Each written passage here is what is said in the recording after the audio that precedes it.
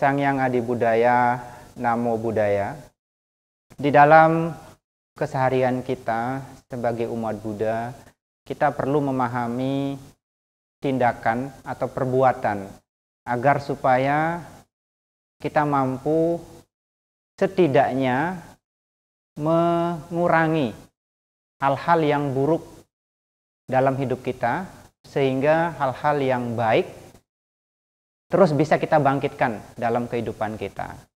Karena bagaimanapun, percaya atau tidak percaya, yakin atau tidak yakin, apapun bentuknya, jikalau kita berbicara tentang kebahagiaan, keberuntungan, hoki, dan sebagainya, dan jenisnya, semua datangnya dari kebaikan.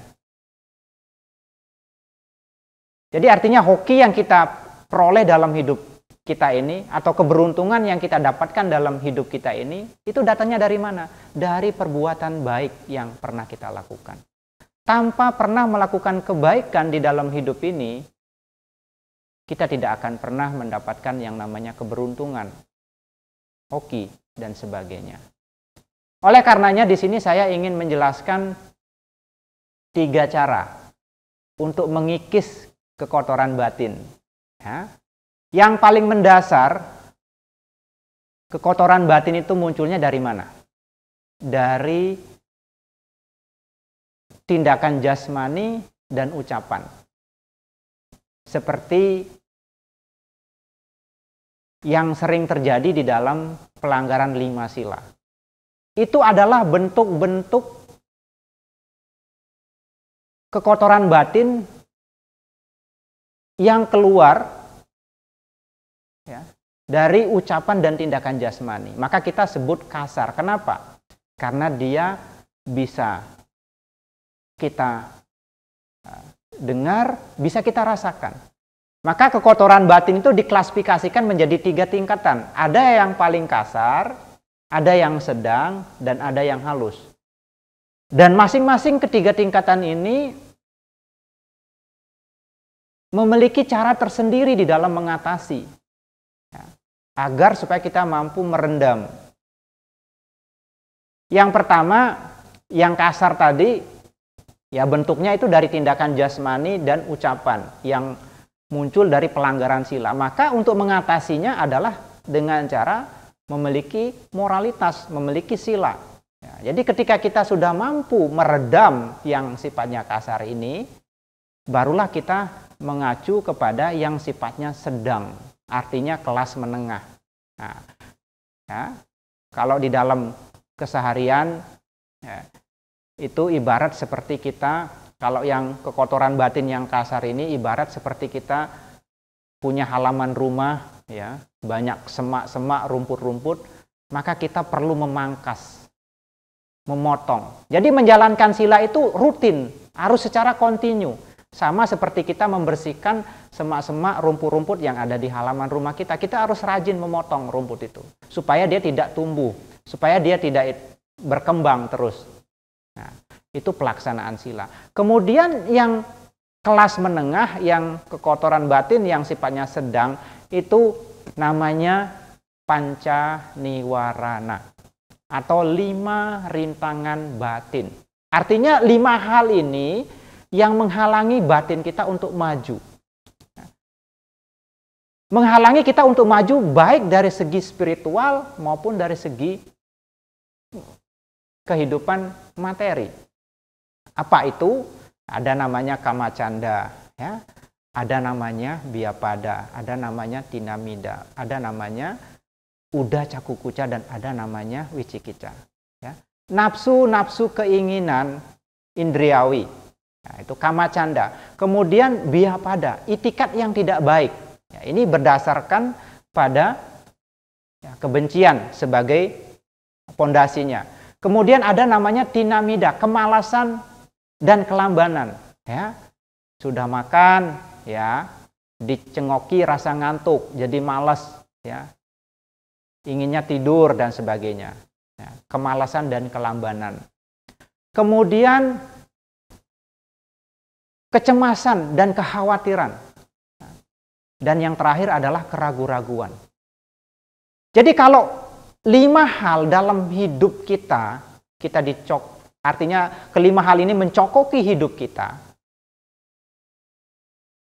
maka kita akan sangat sulit untuk maju.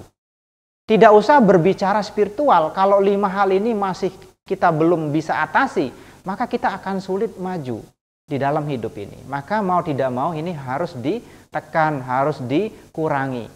Bagaimana caranya? Nah, mempraktikkan samadhi.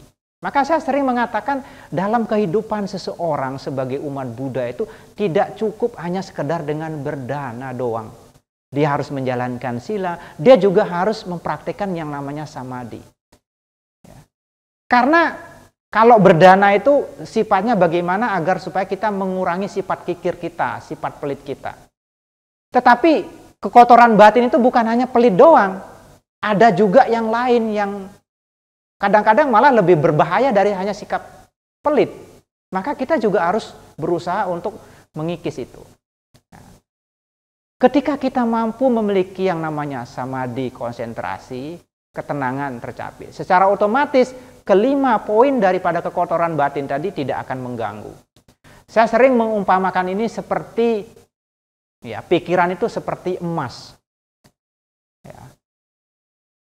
Tetapi ketika emas itu masih bercampur dengan tanah, tembaga, timah, kuningan dan sebagainya, maka emas itu tidak bisa diolah untuk dijadikan perhiasan, untuk dijadikan barang yang berharga. Ya, memang dia sebongkah emas, tapi ketika dia masih bercampur dengan campuran-campuran yang lain tadi, maka emas itu tidak bisa diolah menjadi perhiasan, menjadi barang berharga seperti yang kita gunakan. Nggak bisa, dia harus dipisah. Harus dipisah dulu. Demikian pula halnya pikiran. Ketika pikiran itu masih dicengoki oleh yang namanya nafsu-nafsu keinginan indriawi, ya, kebencian, itikat yang tidak baik, kemalasan dan kelambanan, kecemasan, kekhawatiran, keraguan-raguan, ya pikiran tidak bisa berkembang, pikiran tidak bisa fokus. Pikiran tidak bisa benar-benar memberikan manfaat bagi kemajuan spiritual kita.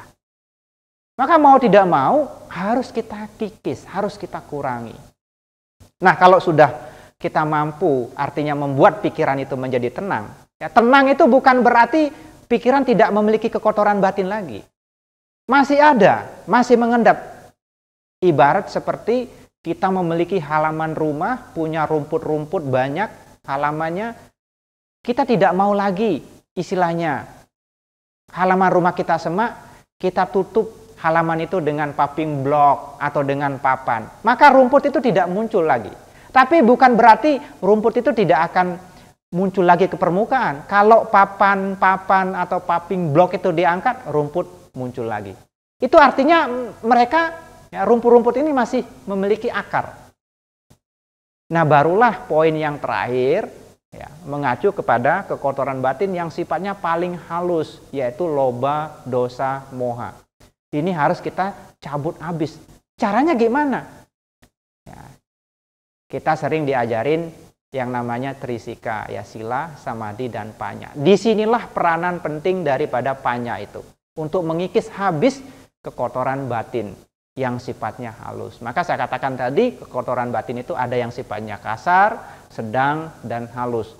Caranya pun ada 3 tingkatan, yaitu dengan mempraktikkan sila, kemudian samadhi, dan panya. Nah, permasalahannya adalah bagaimana agar supaya panya itu bangkit, muncul.